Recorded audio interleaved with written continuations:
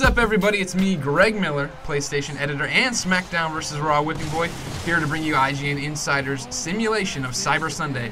Alongside me is the one and only Nate Ahern from the Xbox team. How you doing, Nate? I'm doing great. It's so good to be here watching these giant men wrestle each other. This one is the giant known as the Big Show.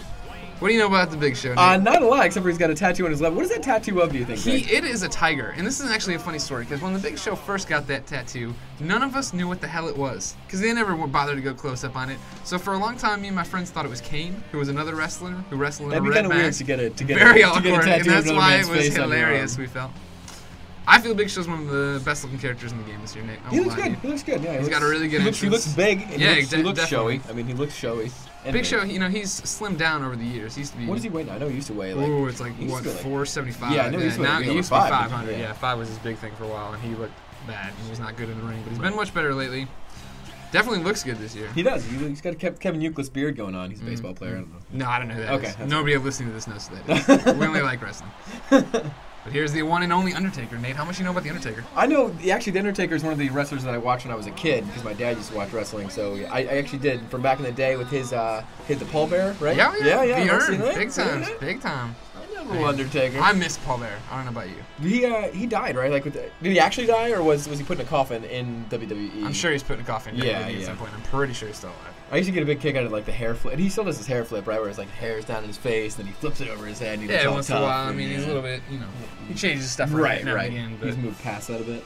SmackDown's got I saw another- this guy. I saw him wrestle at WrestleMania a couple years ago, and he did the whole fire thing coming out. He had the coolest entrance. Oh yeah, he's like that. always got a good entrance. They did a really good job again here, I think, with this one. Definitely with the torch bearers. The if you will. pyrotechnics, as they say in the industry. Yeah. Ooh, that was good. Well, I don't know. There's no explosions here. That's true. Does that count? Well, pyrotechnics is technical, making the fire technical. Whatever. I don't know either. I would think. Oh, whatever. Yeah.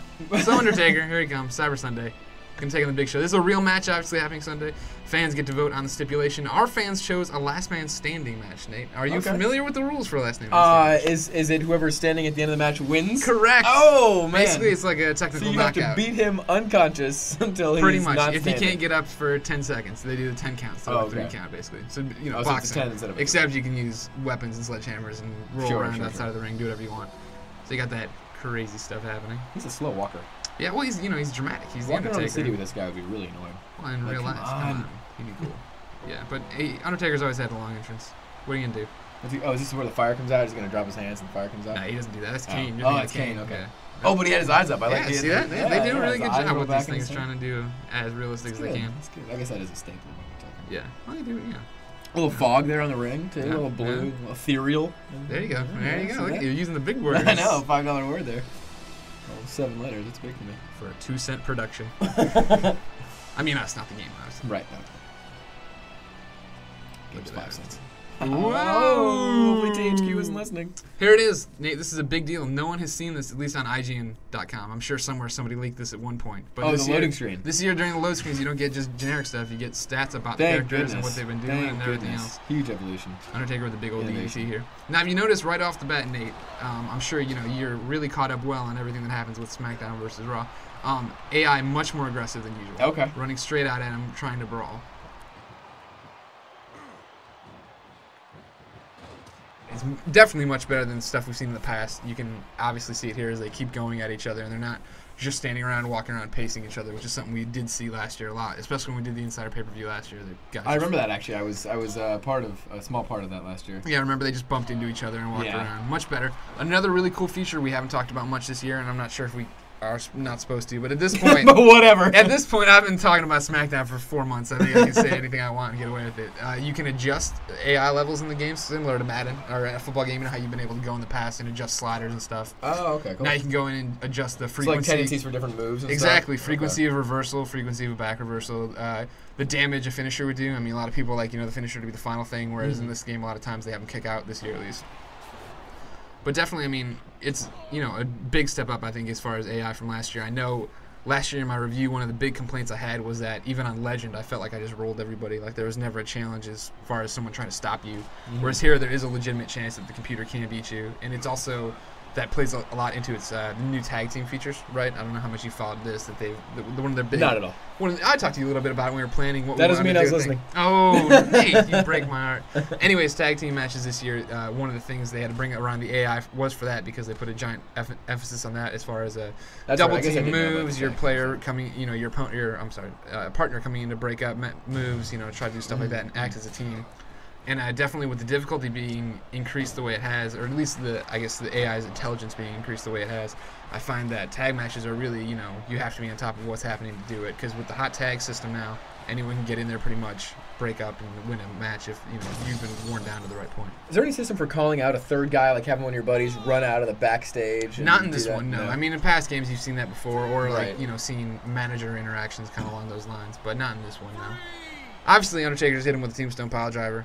A gigantic move. You're aware of the Tombstone Piledriver. Sure. I think you've done it to me a couple times in the office. Of course. Oh, yeah. I do lots of moves to you in the office. You'd be surprised. Oh, look at that. Big Show's not going to stay down. I'll tell you the truth. I hated Big Show when he first showed up. Really? Why? Yeah. Well, first off, like a pawn off onto the Giant? Well, no. I mean, he's always done well to stay away from that, and he talks about that in interviews and stuff. Like, I like the guy fine as a person or whatever, but when he first showed up, it was one of those things where he was too big, and he definitely didn't move well in the ring. He didn't have mic skills yet. He didn't have any kind of ring presence. I thought it was just one of the usual things. Like, here's a big guy, let's put him in the ring. Yeah, and that's always ridiculously strong. Always one of my complaints with how the WWE markets people. But I think he's definitely one of those success stories you look at of how he's evolved and what he's become in the Federation. The fact that I like watching his matches. Who would be an example now of a guy who's not that technically sound, but is somebody that maybe the WWE is looking to develop? To develop? Or yeah, like an up-and-comer kind of, who's not, like, a little rough around the edges, but you could see being, like, the next, like, big thing. Not so much the next big show, but like a big thing in wrestling. Well, this is jumping back because he already is a huge deal, but I think John Cena is not technically sound. Yeah. Like, I don't, I don't enjoy watching John Cena. But then, he's definitely got he could come around and do it real quick. And I know a lot of the purists out there listening to this. I didn't like The Rock when he first started getting really popular. I liked him when he was a heel, fine, but when he started becoming a face and everything, I definitely didn't like it. Old School Here by The Undertaker, if you remember this. You had to remember that from your old glory days. No, really? No, I don't Walk in the that. ring? Oh, that's a huge thing. But when The Rock first showed up, he had like 4 moves, you know what I mean? And people went crazy for him, and it was really annoying. And I see a lot of that in Cena, but I see even more undeveloped talent. So it's one of those things where a Cena match frustrates me, but it frustrates me even more, I guess, when people really get behind him. Like, it's one of those things where he just has popped off and people love him. But now there's a huge market for people like me who cheer against him and stuff. So I'm always happy to see that. What's the give me a little rundown of the graphics in this year's game? It doesn't look that much different from what we saw in 08. I don't know. Am I wrong? Have they done some things that I'm just not noticing? No, I mean, definitely the way THQ I think looked at it in 2009 here was they were happy with figure that was last year or 2000. Last year's game was the first time on the PlayStation 3, so that was their first time saying, here is what we're looking for this generation of consoles and what we want the SmackDown brand to be. So I definitely think character models are sharper. They've gone through and done different stuff. Clothing, there's now alternate attires. There's been alternate attires in the past, but now we're getting for a lot of characters and stuff along those lines. But this is definitely the one where they said, we liked what we did with 2008 on a lot of fronts, and here's how we're going to expand it. That's why they added create a finisher. The new highlight reel where you can create your own, match clips thing, put them in DVD cases, add in text, stuff like that.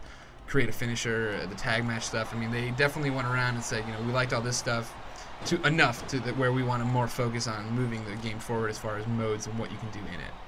So, they've redone the abilities this year. You can have up to 6 per character where, before it was you had fighting styles, which were all right, and they had their own little things to them, right? But you couldn't mix and match. Like right now, if I want to create a character and go through and do everything, I can have him remove the turnbuckle, be able to use objects, do high-flying stuff, whereas last year I would have been limited by only having 2 fighting styles. So I could have only made him dirty, I could have only made him high flyer, I could have only made him hardcore. I couldn't have mixed and matched my character progression the way I would like to. So that's definitely a little go-go platter there, finisher. You think that'll keep the Big Show down? Nope, I don't think so. No? Judging from the amount of time left we have in this video. People are supposed to know that you can see along. I don't think so. What is this thing in the Undertaker's health bar? Does it say signature move? Signature move, yeah. So does that mean he pulled off a signature move, or he can pull off a signature move? It means that at one point his momentum bar was flashing there, saying that he could pull off his finisher move. But what he did is he stored it. So now at any point, every wrestler has 2 finishers and 2 signatures, which are just more high-powered moves that you've seen him do in the past. So at any point he can break that out if the conditions are right, which basically generally are going to have opponent be groggy in front of you, just like you want to do your finisher. That's a new touch too. I mean, you've been able to store finishers for a long time and do it similar, but now you actually get that signature move icon, and then you get the command as far as tap triangle now to hit your signature move, whereas before you'd only get it for a finisher. Right there, you hit a signature, that giant chokeslam. The chokeslam I do remember. There you go. Look at him. Big Show refusing to stay down. Ooh, I missed. His ear's hurting, though. Yeah. His head's red. Yeah, his head's head. red, It's more than just his ear. Undertaker really working the Big Show's ear tonight. Drilling that ear. One of the letdowns, for me personally. Oh. Yeah, well, there's one of them His head forever. just clipped right through the... I mean, Nate, you play a lot of sports games. I do play a lot of sports games. I mean, so do I, as far Lots as of collision detection football. issues into every sports game you play. It is, and I think it's more noticeable in wrestling generally because you're trying to get...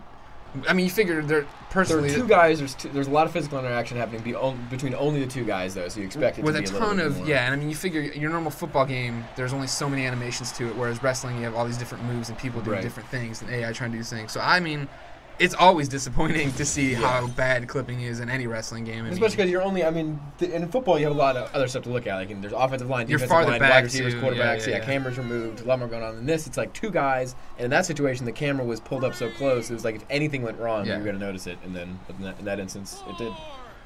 What's happening here? Why is Big Show on the ground? They're counting. Okay. Well, that was another if he did the Gogo Plata again, and the show got moved their finisher. So we're trying to keep Big Show down. Who knows if So it doesn't will he have work? to get on him to pin him, though? No, last man standing is just a knockout, like a boxing thing. Okay, so you just want to make sure he stays down the entire time. Gotcha. But back to my disappointment, because we can still see it very clearly. The crowd here, there's a few different crowds in SmackDown vs. Raw 2009, but this one is a lot of recycling stuff from last year. You see the guy out here with the green and white striped shirt, that's Brian. He's one of the THQ creative directors. Okay. The guy in the Shane O'Mac jersey is Corey Ledesma, the senior creative manager there for the product. Yeah. So, I mean, last year it was cool to have him in there because, like, oh, look at that. But, I mean, they've literally changed nothing about him. Like, those are the same two characters. And I find that, I mean... Yeah, it's bad. That's disappointing, you know what I mean? Like, for that kind of stuff, you need to, swap out some of the character models. I figure as Put much... the designers in there, but give them new. As much wrestling as I play, you know what I mean? Especially last year and this year, like, little stuff like that stands out to me as far as that, this does look a lot like it. And, I mean... I think there's the big argument in the office is that there's not many wrestling fans as far as video game wrestling. Like me and Dunham and we are people who play them all and our new sports guys and do it too. But for the general person passing my desk, they always say, "Oh, it looks like last year. Looks just like last year." And I think in the past, everybody says about every sports game. Exactly, you can't reinvent the wheel with these things. You have a set base that you have to follow, and then it's tough to add on to that. But it sounds like, I don't know, you and I were talking about the career mode the other day. Can we talk about that? Is that they know, at this point, they know just about everything. So that sounded really cool with the way you build up your character and stuff like an RPG element to it. The career mode I do enjoy, but I can understand why people are going to be grumpy with it. I mean, if you're just joining us, what it is that you take a character, whether it be created, a diva, a regular old superstar, and they start you off basically in the 30s as far as your overall, and you have to work your way up through the ladder of success, beating people, getting 5-star matches or 3-star matches, and you're building this star count so you can go after the champion and challenge him for his belt. It's really cool, but the problem is that this is the only way to build your created character. So for me personally, for me personally, I don't mind spending 5 or 6 hours in there with Gruesome Greggy, taking him through all this stuff, building up his hardcore attribute, and so on and so forth. But I can understand if somebody wanted to get in there and make RVD, Sabu, Dusty Rhodes, and make a giant roster of people that they want to use. It does suck that you're going to have to get in there and have all these people in their 30s to begin with, you know what I mean? Now, is there a way for Big Show, have you ever seen it happen with two AI characters, for Big Show to come back from something like this? Because it seems like the entire match, Undertaker's just been wailing on him and beating him up, and he's been down on the mat, getting up, recovering. Is it possible for him to come back for something like this? Like, it would be. Does this game make it so, one move could turn it around? Yeah, in certain situations it does for sure. One of the abilities you have is Kip Up, where you would, if you're down on the ground, you can snap right back up. You'll have a full momentum bar. You'll be able to dish out a move right away to try to sway your balance. Another thing is people have some people have is an ability regenerative health. I can't speak. It's okay. But you get out and hold triangle, and you'd hold your head, and then it would go back to being right before yellow. Right before red. It would be that really dark orange. Okay. So there's ways to get yourself out of it if you have that ability. Right now you figure, if I was the Big Show in this match or whatever, I would be, anytime I had the slightest opportunity to get out of the ring, I would hold get the out of the triangle. ring and get a weapon. I don't even know if he has the ability. I'm not sure what Big Show's abilities are off the top of my head. I play more than a few of these characters. They all begin to run together. Greg's been playing this game for the last 9 months of his life. But I would get out, and get a weapon and try to stop him that way. Because if you Right. can get that, that's the easiest way to turn it, and especially in a last man standing match like this. Too late though. It's over. That's all it took. Undertaker with the KO. Man, I tell you, that Undertaker, he'll never lose. Look at these new loading screens. But Great. again, honestly, I know it's one of those things that not many Awesome. people you probably care about, but this is a huge step forward. Because before they were just static photos of people, whereas now to show me my percentage of how many times I use this weapon, what a character's record is, it'll say your title defenses. So like it'll show the current champion's Jericho, and he's defended it. The last time he defended it was here. This is how it goes. Blah blah. Blah. Pretty awesome. Cool. Undertaker, way to go. Cyber Sunday. Victor. You think it'll really happen on Sunday? No, not a chance of no. Oh, okay, Big Show's going to take him down. All right. Well, thank you folks for joining us here for the Insiders pay-per-view simulation of Cyber Sunday. Thanks, Nate. Thanks, Greg.